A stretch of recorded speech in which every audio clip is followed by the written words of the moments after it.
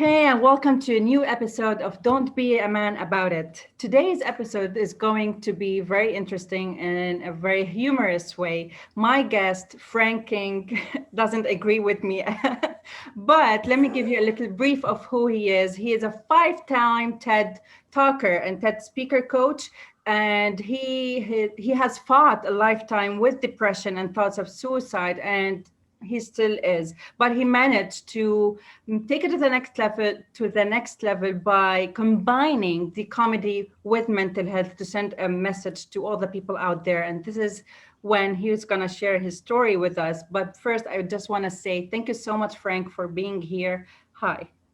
Hey, I am, and given my history, I'm, as you are, happy to be here.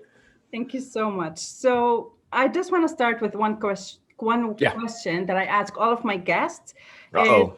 how is your heart doing today? My heart? Yes. Oh, funny you should ask. I've had 2 aortic valve replacements, a double bypass, a heart attack, and 3 stents.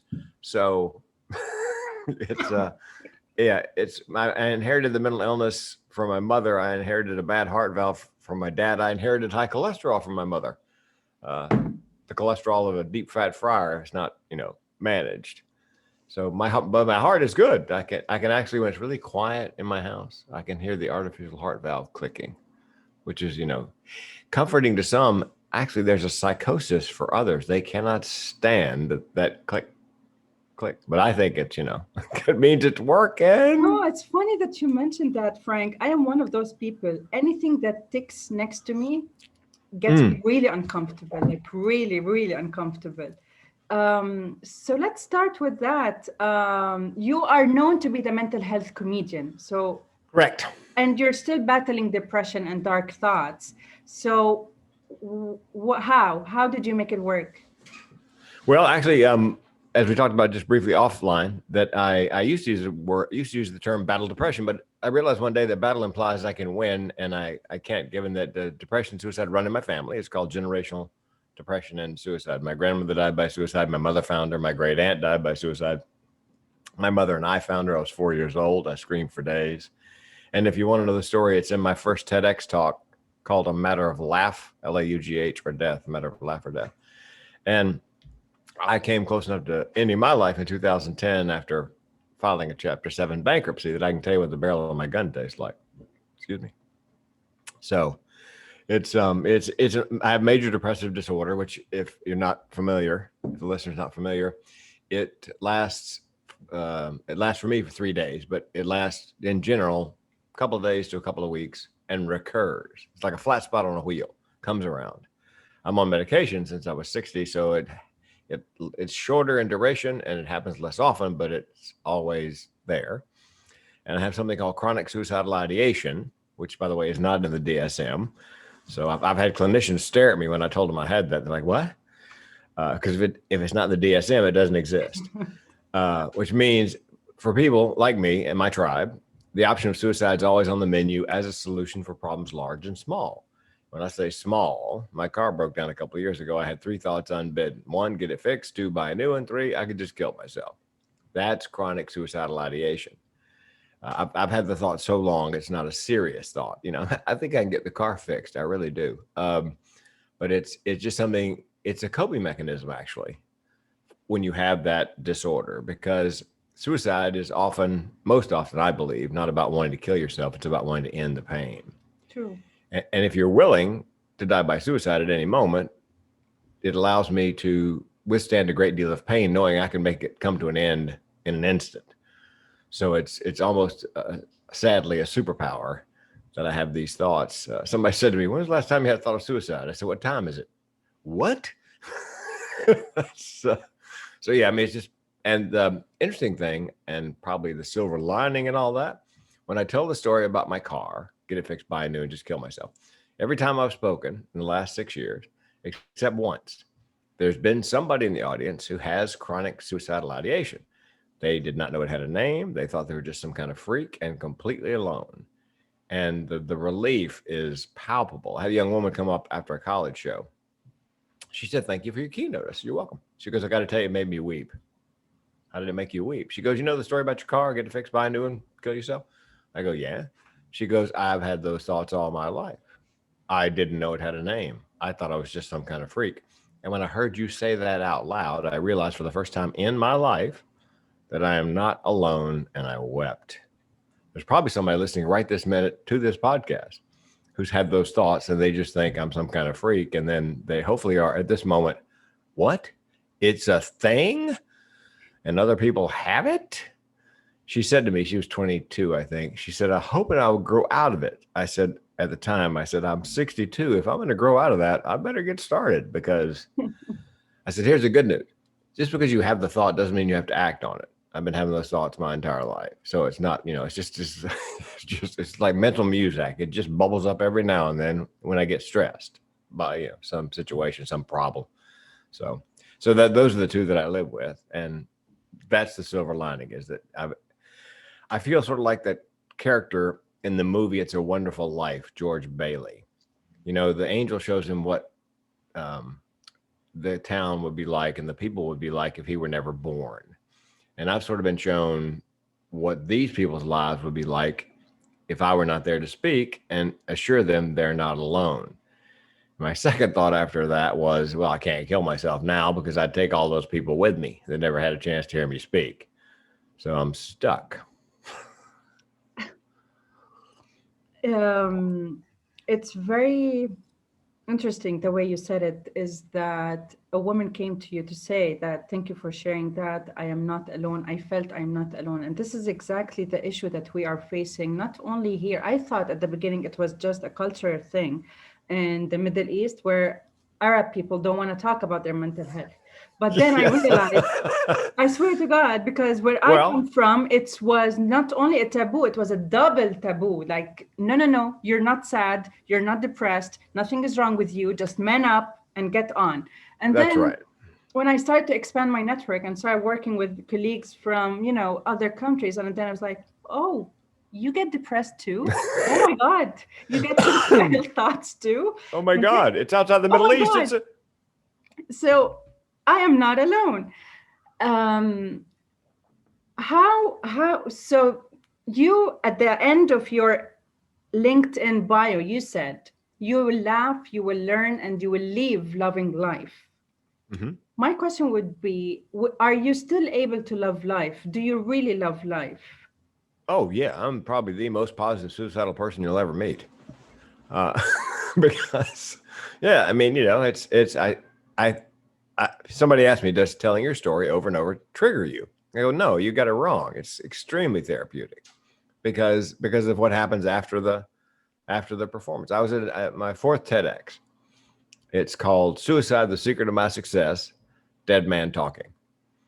And one of the other speakers said, you're in the first round of speakers. Are you going to leave when you get done? And I said, I can't leave. Why can't you leave? I said, I'm speaking on depression, thoughts of suicide, mental health. I said, just when we break for lemonade and cookies, just watch what happens. And so we broke, after the last speaker in the first round, we went to get lemonade and cookies. There are 8 people lined up to talk to me, to share a story, to ask a question. There was a couple, mom and daughter, who were vacationing in Pensacola, where the TEDx was. That morning, they Googled things to do in Pensacola, and up pops the TEDx talk. And there's my name and suicide prevention speaker. So they came, they paid $95 each to come to the TEDx. And what had happened was her brother was terribly depressed. He lost his job, so he moved in with her. He seemed for several months like he was getting better. And then one day she came home and he'd ended his life. And she wanted to know from me, having stared into the abyss and come back, why her brother wanted to kill himself. And I said, well, chances are, at least in my case, a lot of other people's cases, it's not about killing yourself. I suspect your brother just wanted to end the pain. And so that's what happens after, sometimes it's one person, sometimes it's 8. What I discovered was that when I was preparing for my first TEDx talk, even though nobody talks about depression, thoughts of suicide for the most part, it's kind of it's a conversation. My mother would say, we don't talk about that in polite company. It's a taboo. If you mention it out loud, it's like they've just been waiting for somebody to mention it. And people have told me that I just barely know, have told me the most amazing stories. I was on a cruise ship, and I was I don't know if you've ever taken a cruise, but all the ships have a Lido buffet, and we were at sea, which means nobody was going anywhere that day. So the breakfast was jammed. Couldn't find a seat. I look over, there's a woman at a table for two, empty chairs. So I point, she nods, I sit. She looks up, she goes, "Are you the comedian?" I go, "Did you like the show?" She goes, "I love the show." I said, "Then I'm the comedian." She goes, "What would you have said if I told you I hated it?" They say I look a lot like him. She said, is comedy on cruise ships all you do? I said, "No, I'm a public speaker." I said, "Listen, and I got nobody else to tell. I just found this out. So I got to brag to somebody.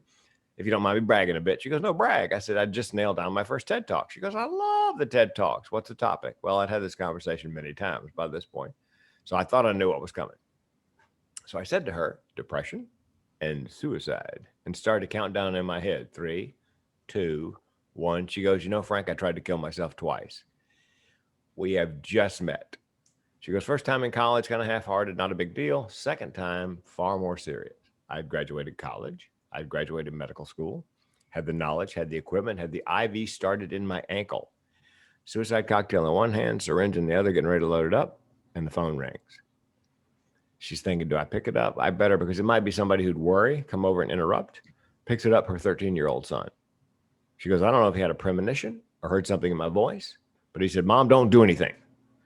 So she said, I didn't give up on the idea of suicide, but I decided I would not do it that day because I knew he would always feel guilty. Wasn't there something he could say or do to stop my suicide? The good news is there are things you can say, there are things you can do if you just know what to look and listen for. I said, "Well, how old is he now?" She goes, "He's 21. I said, "Does he know his phone call saved your life?" And this next sentence became the theme of my first TED Talk. She goes, "No, how do you start that conversation?" You do a TED Talk. And that's what people pay me for. My clients, when I arrive, oftentimes say, "We just brought you in here to start the conversation on suicide." Because if I get up and use my superpower, which I believe is vulnerability, especially as a man telling that story. I was listening to Brene Brown's book on vulnerability. People kept saying, you gotta listen to that book by Brene Brown. I'm thinking, how good could she be? So I got it. And I'm about halfway through, and she mentions that, vulnerability is, and I'm like, oh, that's my superpower, because it gives other people permission to give voice to those feelings and experiences without recrimination. And she has a great line. I guess she lives with mental illness as well. And I've said this many times, but not quite as elegantly as she put it. She said that I am so comfortable in my darkness that I can sit comfortably with you in yours. Ooh. Which I thought, oh,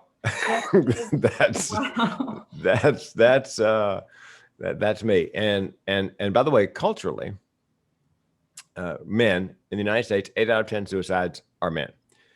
Most of them men 45 to 54, quite a few Caucasian. However, there are cultural taboos in groups in the U.S. African Americans, Native Americans, Alaskan Americans, Hispanics. One of my favorites is a young woman, favorite story, not a happy story, but a favorite story. She said, I've met several Latinas who have not come out to their parents. I meet them when I do a college, and they're upfront with me, but they haven't told my folks. And one young woman had told her mom. And now her family had come from Mexico, and they were dirt poor when they arrived in the U.S. And they did everything they possibly could to make sure the children never had to suffer that. So when she came out to her mom as depressed, her mom said, "What? Depressed? About what? You've got everything. When I was your age, I was living in a hut with a dirt floor." So, and I've got my co-host on one of my mental health podcasts is Zara Khan, and she is a young 30-year-old Muslim woman, schizoaffective disorder, 3 suicide attempts, 2 TEDx's I helped her get. And her family was horrified because in her first TEDx, she talked about her suicide attempts and her mental illness. And her mom said, "We don't talk about that in this community." And I said to Zara, and that's exactly why you should be doing it, because you may have saved lives in your community by standing in your truth and being honest about those feelings. So it's not just the Middle East. It's African Americans, Native Americans, Alaskan Americans, Hispanics, and of course, man. Because I grew up in the southern United States, and big boys don't cry. They should. And don't. They should And cry. I weep at commercials. There's a great Zillow commercial that came on, and I'm watching it. And it's this couple. They're looking for a house, and they're both on the computer on Zillow, which is a real estate website, and they're going back and forth about the houses. And you just assume he's on a business trip or something, and she's at home, and they pick one. And so she says, "I'll go take a look."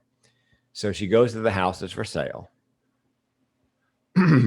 She opens the door, and he's there in his camo. He's just gotten back to the United States. He's inside the house. He was overseas, probably in a war zone, looking at those houses, and he's there when she goes in. I'm just, because the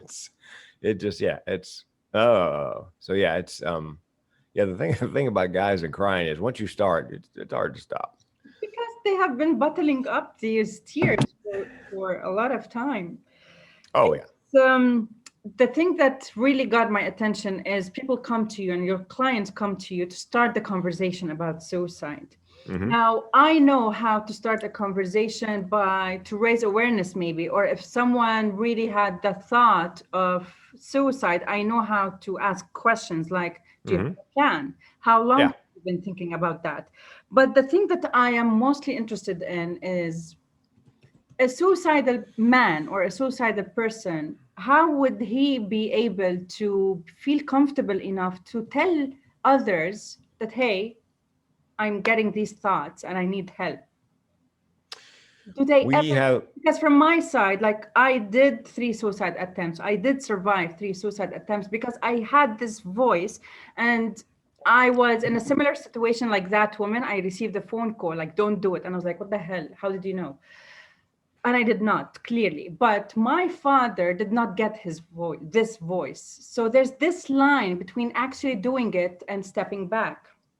And no one knew about his depression. I was his best friend, but I never knew he was depressed. I just thought it was one of his bad days, just another bad day. But he never really spoke about it. How can a person, how does the conversation come from the suicidal person's part?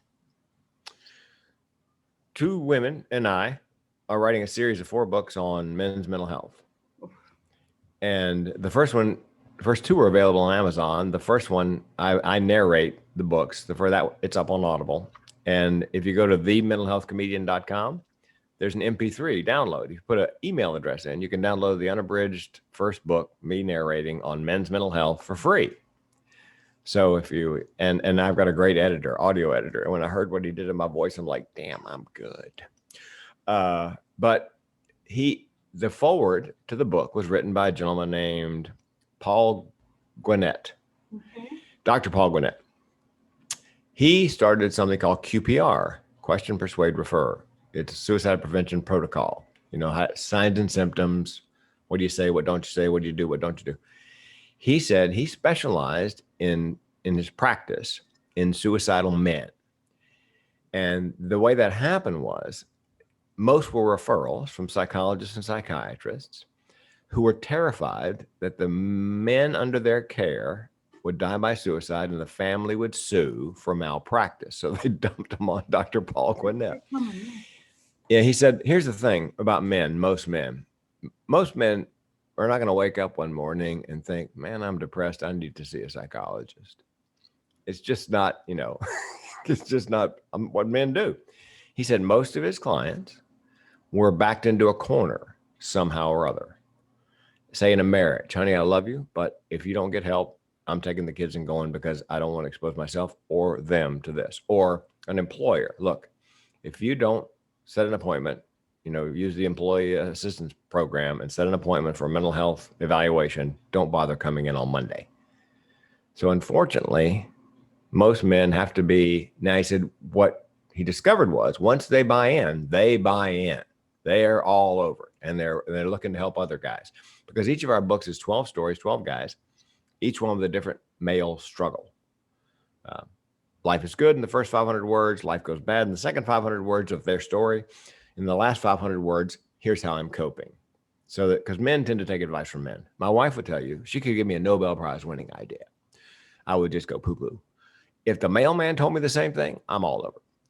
So he said, once guys get in, they are committed. Now, what they discovered in Australia was, it's called the shed. Are you familiar with the shed movement? Shed in Australia is a garage, like where you park your car. They discovered if you have two guys and they're under the hood of a car and they're not looking each other in the eye, they can talk about anything. They can actually say to one another, Bob, I haven't ever told anybody this, but I am wretchedly depressed. As long as they're not looking each other in the eye at Starbucks or something.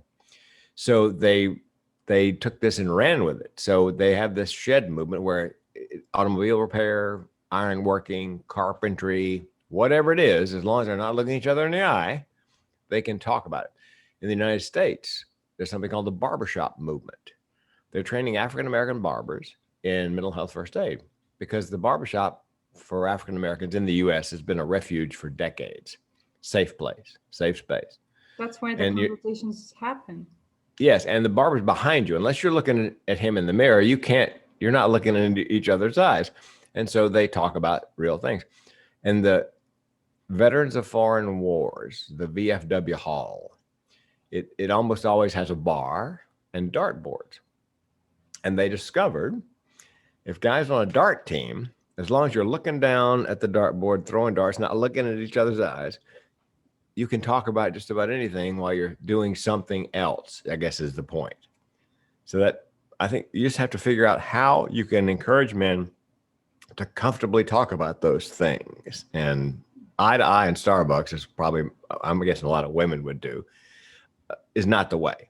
It's this, I've got a friend who says when he goes fishing with his dad, they sit at opposite ends of the boat facing opposite directions and talk about important things. Because again, they're not looking each other in the eye. So it's beginning to change with the shed movement, the barbershop movement, the VFW halls.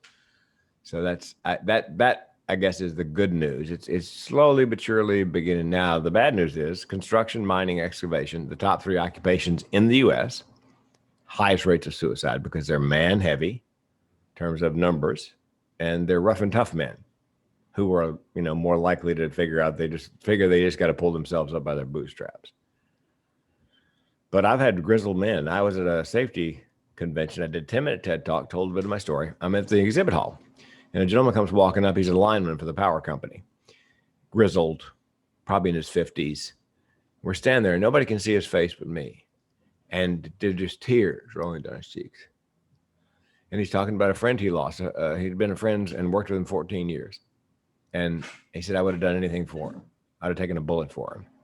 And I had no idea. And I don't know why I didn't ask. And I don't know why I didn't notice. And he said, I've never told anybody this. That's the power of starting the conversation, especially as a man, kind of a man-to-man thing. Yeah. And that's why we wrote the books, because we're hoping that men will look through the index, find their issue, find a guy with their issue. And there's exercises and resources and clinical information, suggestions on how to. The first book is on, that's awesome. It's called Guts, Grit, and the Grind, a Mental Mechanics Manual, Basic Mechanics. The second book is same title, Routine Maintenance. And it's all routine maintenance. It's all wrapped around automobile metaphors. When you buy a car, you change the oil, you rotate the tires, you top off the fluids. Well, your brain is like that. It needs routine maintenance. There's a line in there somewhere I wrote that says, if men took care of their cars like they take care of their brains, they better buy a bus pass. Because it's going to break down at some point. So that's why we use again, for men, it looks like an automobile owner's manual when you look at it. And we did that on purpose in hopes that guys would actually pick it up. Now, we think a lot of women are going to buy it because they've got a man in their life, brother, father, son, whatever, and they have no idea how to help. So they buy the book, find the problem, and use that information, hopefully, to help the man that's struggling. That's awesome. And it's long answer to a short question. Sorry. No, not at all.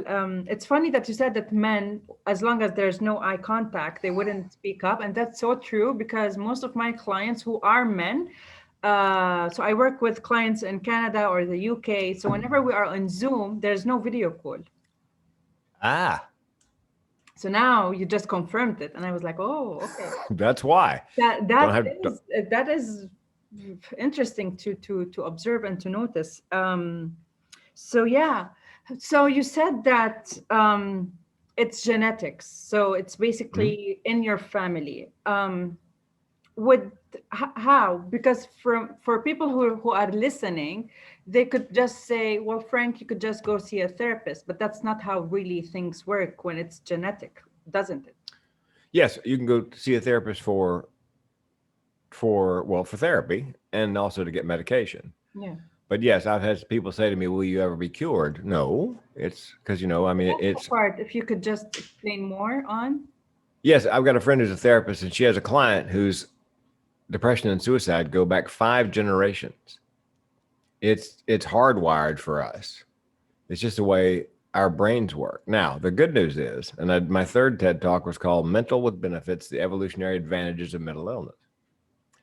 I do not believe. Well, it starts like this. I like to start my TEDx's with a question, sort of, a 10,000 Just foot get view with, to it. yeah. I said, what if those of us with a mental illness are not living with a genetic mutation, but an amazing evolutionary adaptation? And what if mental illness is, as Malcolm Gladwell says in his book Of Such Things, David and Goliath, a desirable disadvantage? You would never wish it on anyone. However, the mental illness comes with a certain mental ableness. And that was what gave me the idea for the talk, because everybody I met or read about or heard about who had a mental illness, who was not completely dysfunctional, had some kind of corresponding superpower. Great writers, comics, singers, artists, politicians, athletes. And I looked up, and the list, I put a laundry list of famous people with OCD, famous people with the dyslexia. There's just and so that's why I believe that I'm not broken. I was in fact made this way. And at some point during the TEDx, I say, I believe that my depression and thoughts of suicide is simply the flip side of my creativity, imagination, and comic ability. It's all the same wiring. I can teach you to write stand up comedy. I can teach you to perform stand up comedy. What I cannot teach you to do is process it, the incoming information the way I do. And the example I use is, have you ever been in a movie and something funny happens on the screen, but you're the only one in the audience laughing? Me. Yeah, that's it. Because, yeah, exactly. That's because your brain processes it differently than I'm always the everybody person else. who laughs when you're not supposed to laugh, who Yeah. cries when you're not supposed to cry. And they would look at me, what are you watching? Are we on the same movie? How could you Yes. not see it? Well, and I thought for a long time when I would say something funny out loud in public that I was just beating everybody else with the punchline. They saw what I saw, they processed it, and I just got there first. So one day I'm in the grocery store. I thought I'll try this out. So the guy in front of me, this is right after the BP oil spill fired off in the Gulf, hundreds of thousands of gallons a minute. And he's standing in front of me in the line. And I don't know if you ever do this, but I always look at what everybody else is buying at the grocery store just for fun. I look down, he's got a bag of frozen shrimp and a quart of motor oil. So I'm looking at it, and I know what the joke is, but I'm waiting because everybody else is looking at his motor oil and shrimp. And so I counted down 3, 2, 1 to give everybody else time to deliver the punchline. And nobody did. So I stepped up and I go, hey, man, frozen shrimp and motor oil. Are you going to serve those Louisiana style? The cashier's bent over double, laughing. She goes, you should be a comedian. I go, I get that a lot.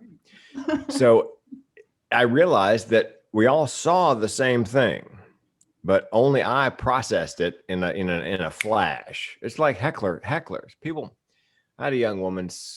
They threw her out of a comedy club because she was sitting right down front, drunk. She was giving me a hard time. They finally asked her to leave. She's on her way out. She's by the door. She must have heard something that sounded like her name because drunks are voice activated. She turns back to me and she screams the F word, F you. And I looked at her and I said, not even for practice. And the audience went nuts. Yeah. And somebody came up afterwards. They go, how did you think that fast? I didn't think it. When you heard it for the first time, I heard it for the first time. I have no idea where it came from. It just came screaming out of the back of my head. So I believe that's all part and parcel of if somebody said to me, Frank, look, here's the deal. 1 pill, 1 dose, never be depressed again, never have another suicidal thought. only side effect is this: you'll no longer process information as a comedian. Then I'm not taking the pill, because it's, it's all, I believe it's all part of the same, brain. And it's the curse and the blessing. And it's just the way I think. And so I'll live with the downside. I'll live with the darkness, for the benefits of the on the upside. People ask me, yeah, you have How often do five. you get the dark sides? How often do Um, you get these dark thoughts? well, the suicidal thoughts, if I'm, depending on where I am, what I'm doing, I'll be sitting at a railroad crossing and the arms are coming down, the lights are flashing, and I'll look down at the train. I said, and I made the mistake of telling this to a normal person. I go, I'm watching the train coming, watching the arms come down. I'm thinking to myself, how far would I have to back up to go through the first set of, these that come down, and not through the second set, so that I'm actually stuck on the tracks, so the train hits me? Because I don't want to go through the second set, because then I'll be on the other side of the tracks and I'll owe the railroad for both sets. So the person I'm talking to is just, are you talking about driving on the tracks to get killed? I go, yeah. They go, I go, it's just a math problem. It's like 2 trains leave Chicago. It's just the way my brain works. I'm not really going to drive onto the tracks, but the thought. Here's a very common one with chronic suicidal ideation. I think pretty much everybody I've ever talked to who has it, I'll say to them to see if they really have it. So you ever been driving down the highway, look ahead and there's a bridge abutment in the distance, and you're thinking to yourself, you know what? If I just turn the wheel a little, I could slide right into that bridge abutment, and that would be that. And their eyes get really big. How do you know that? Because I live it. So the thoughts of suicide are frequent, because it's always option C for any problem, large or small. The depression, every couple of months, I'll slide in my cycles 3 days. I slide down for a day, bottom out for a day, come back up the third. So I know, and the advantage I have being 64 and been through that so many times is I know there's a beginning, a middle, and an end to my cycle. The problem comes, let's say you're a lot younger, you're just beginning to, learn to live with depression. People who are depressed often live in the present, solidly in the present. They cannot see how it would ever be any better. They can't, people say, well, do you'll feel better tomorrow? They're not thinking about tomorrow. They can't see tomorrow. All they see is the present and the pain, and they feel like it's just going to be this way, forever. That's where it gets really dangerous. If you can take a little longer term view and realize this is my cycle, I'll just ride this way. And there's a martial art called Aikido. Yes, I know. They call it a soft martial art, because you're not resisting or punching. You just blend with the energy of your partner. They come at you, they throw a punch or something, you blend with the energy and move that. And so what I try to do with depression is not resist it, because that takes a lot of energy. I try to blend with the energy of the depression, because it has a great energy, a large amount, and try to let it help me move forward best I can, rather than spend a lot of time, pushing back.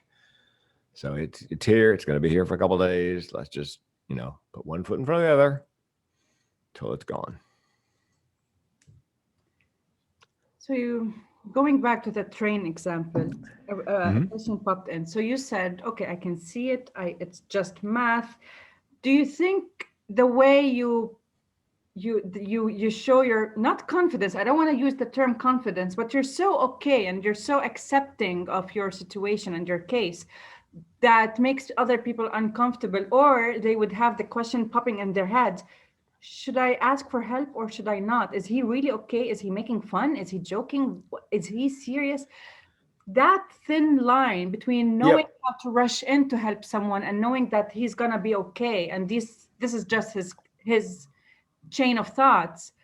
This is what I'm concerned about, or this is what I really would like to learn more of. Like, whenever we hear someone in my business, if a client of mine, just his language was going through or toward suicide, I would immediately get him some serious help. Yeah. But you're just having a different disorder, which is completely different from other people who have these kind of thoughts.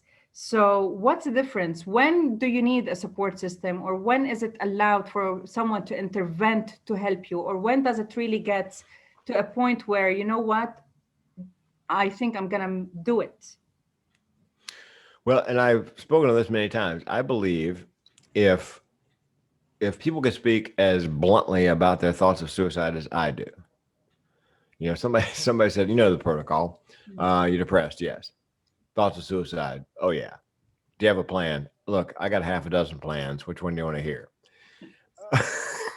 Then, if you're a clinician in this country, in most states, at that point, you need to have me taken into custody, brought before a judge, and the judge decides whether to, to do an involuntary detention order and lock you down for 72 hours.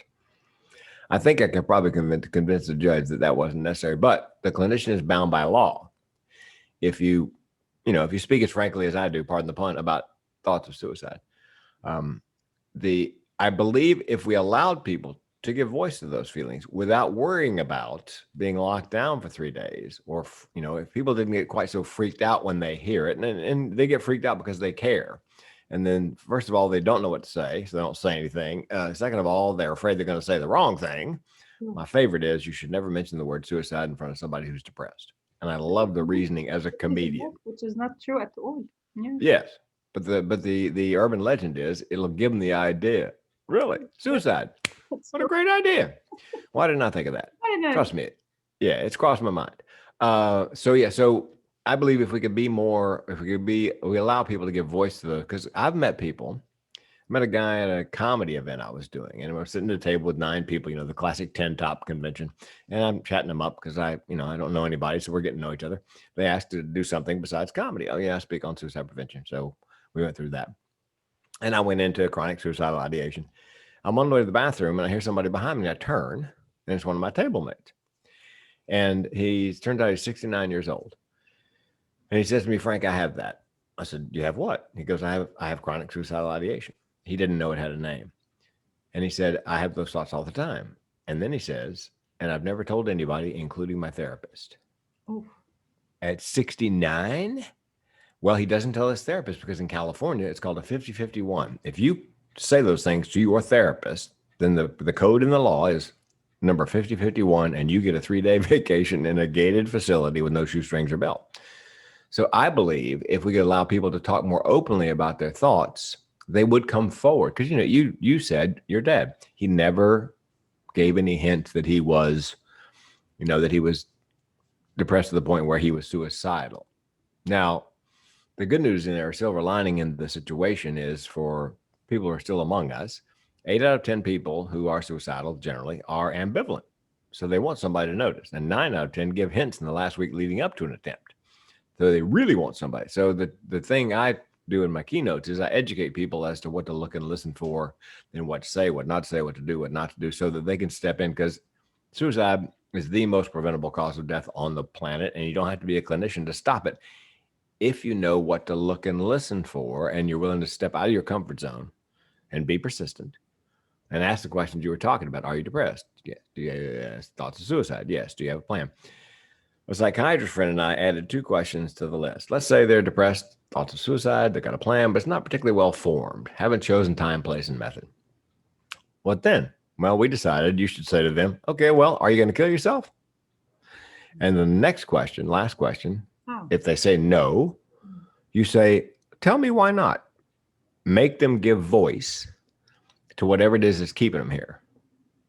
And you already know that I feel like I'm George Bailey, and if I kill myself, I'm going to take all those people with me that never had a chance to hear me reassure them they're not alone. So I guess a long answer to a short question. I think we could lower the suicide rate if we allowed people to give voice to those feelings without worrying about, somebody freaking out or being locked down for 3 days. Okay.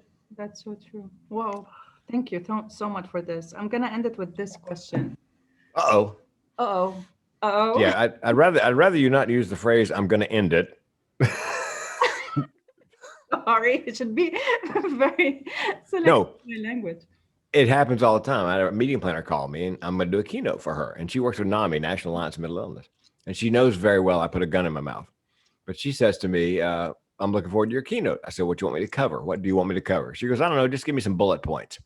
So I just let that hang in the air. And she goes, oh my God, oh my God, oh my God. I go, relax, Michelle. I just couldn't let that go. It was just too good. So what's your last question? What are you going to end it with? Oh, n- um, how do you, because Robin Williams Mhm. committed suicide despite him being a comedian. How is comedy helping you with your situation? Not really helping.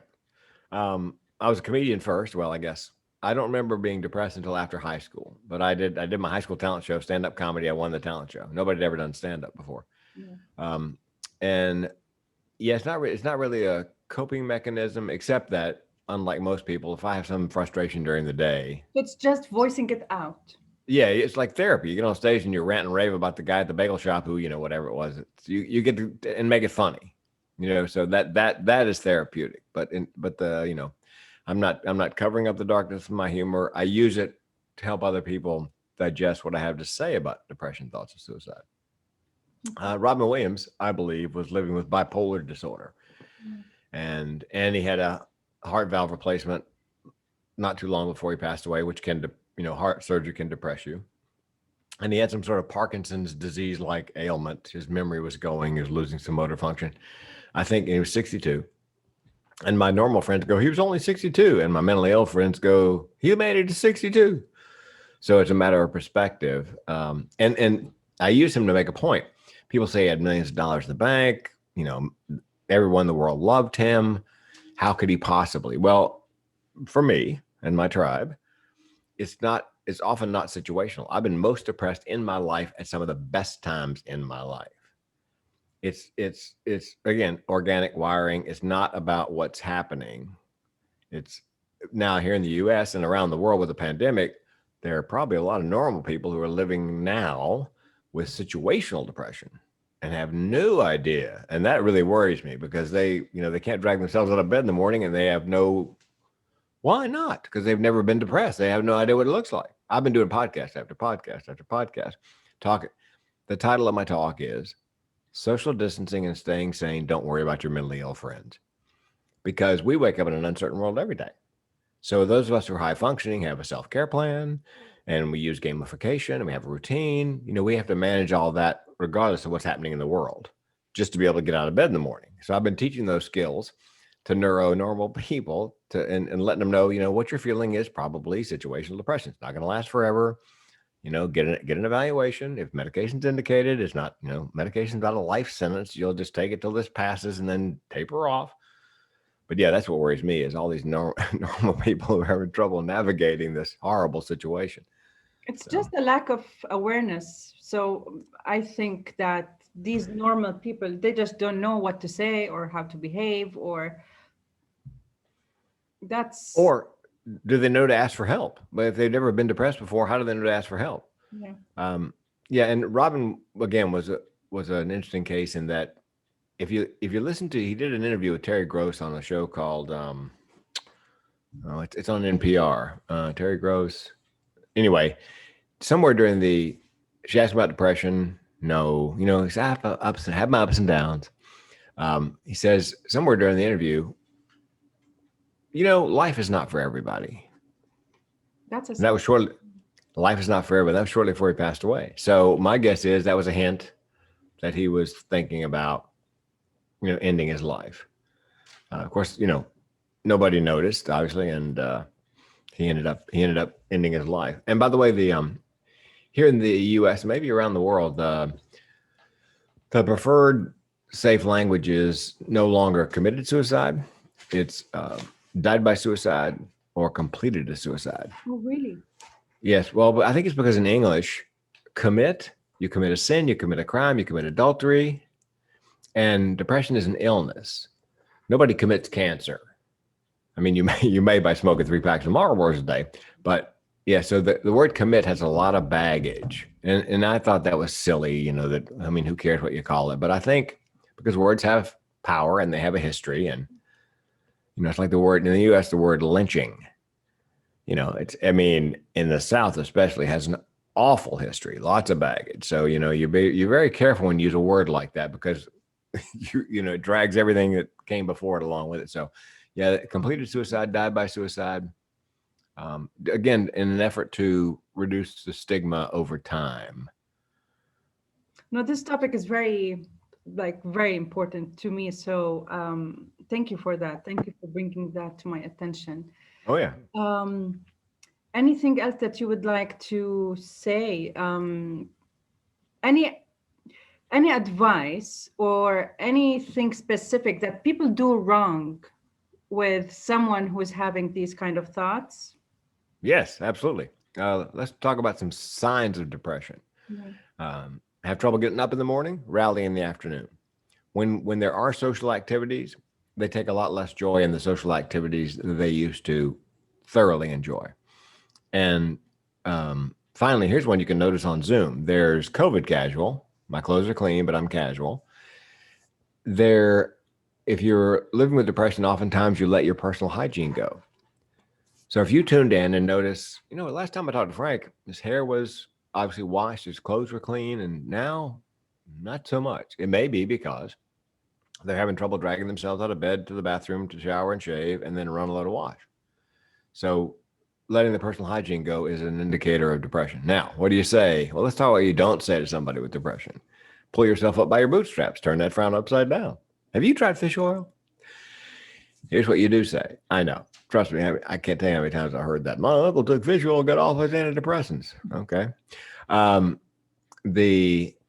You say, I'm here for you and I mean it. I know you're not lazy, crazy, or self-absorbed. I know that depression is a mental illness. Here's the good news. With time and treatment, things will get better. I will take the time. I will help you get the treatment. And then, of course, the next question is the difficult one. Are you having thoughts of suicide? And when I speak, I said, look, if you can't ask that question, you find somebody who can. If your gut tells you, your intuition tells you there's something wrong, go with your intuition and find somebody who can ask that question. So let's say they're not forthcoming about their thoughts of suicide. How would you know if somebody was perhaps suicidal? Well, they talk about death and dying. They Google death and dying. Death and dying appears in their artwork, their writing, their music. I've got a friend whose son died by suicide. And he was addicted to heroin. She thought he was simply an addict. She did not know he was self-medicating. He was a musician. He had a notebook where he wrote his music and his lyrics. He would never leave the notebook lying anywhere that his mother could find it and open it. He would take it to the bathroom with him to keep her from seeing inside of it. So when he passed away and she got the notebook, she's flipping through the lyrics, and it is patently obvious, that he's that's where he's headed, but just by the lyrics. Gathering the means, collecting medication or buying a handgun. By the way, in the United States, I'm not sure this is around the world, 3 times as many women attempt suicide as men. Men tend to complete because they use a gun. So collecting the means. Oh, and getting your affairs in order, especially if you're giving away prized possessions, because you want to make sure they go to the people you want them to go to when you are gone. And if you give away an animal, a pet, that's like top of the pyramid. That's extremely dangerous. Here's one that's counterintuitive and terrifies me. They've been depressed forever, and all of a sudden, for no apparent reason, happy beyond measure. And of course, you're happy because they're finally happy. What may have happened, they've chosen time, place, and method, and they're happy because they know the pain is coming to an end. And we talked about, what if they do say they're suicidal? Do you have a plan?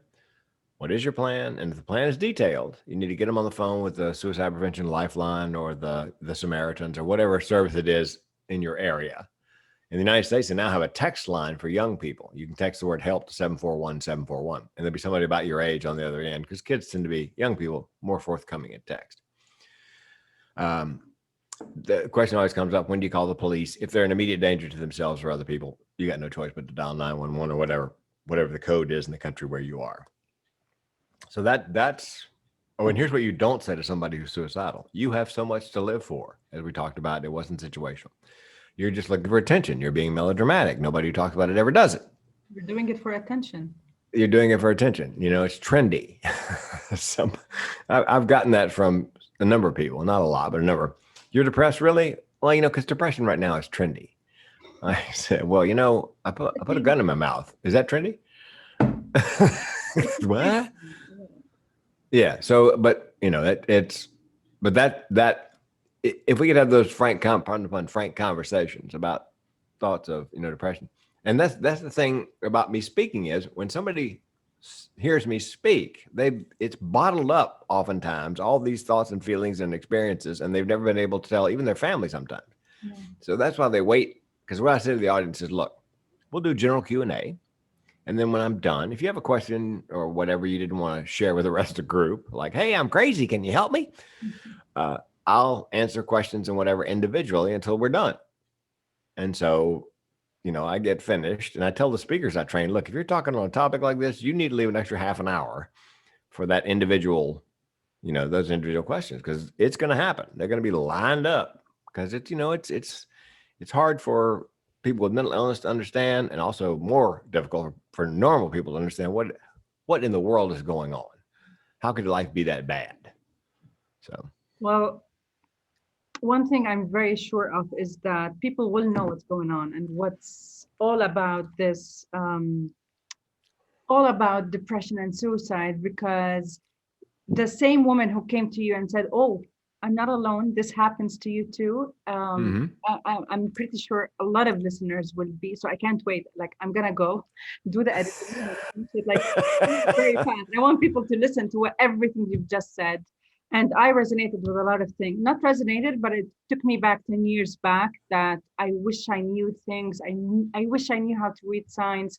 But again, there's a silver lining for everything. Thank you. well, Frank. and if they want to contact me, my phone number's, it's gonna be a long distance call, but you can, my email address is also there. Well, I'll definitely be putting all of your contact details. Yeah, so they're welcome to email me, and people text me.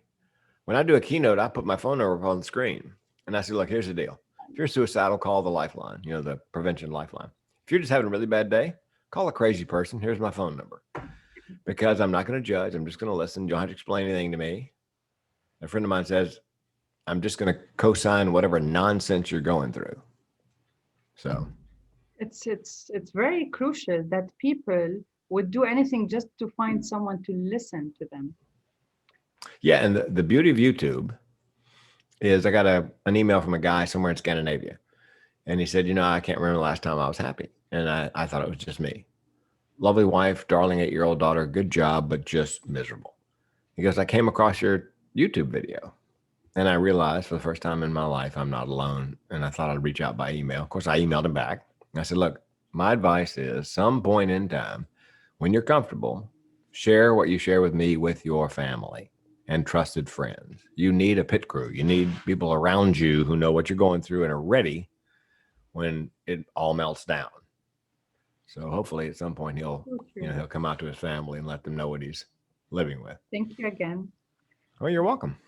We'll stay in touch. Thank you, Yes. everyone. And please, if you like this episode or the show, I would really appreciate it if you could like, subscribe, and comment and share it with your friends so everyone could benefit from it.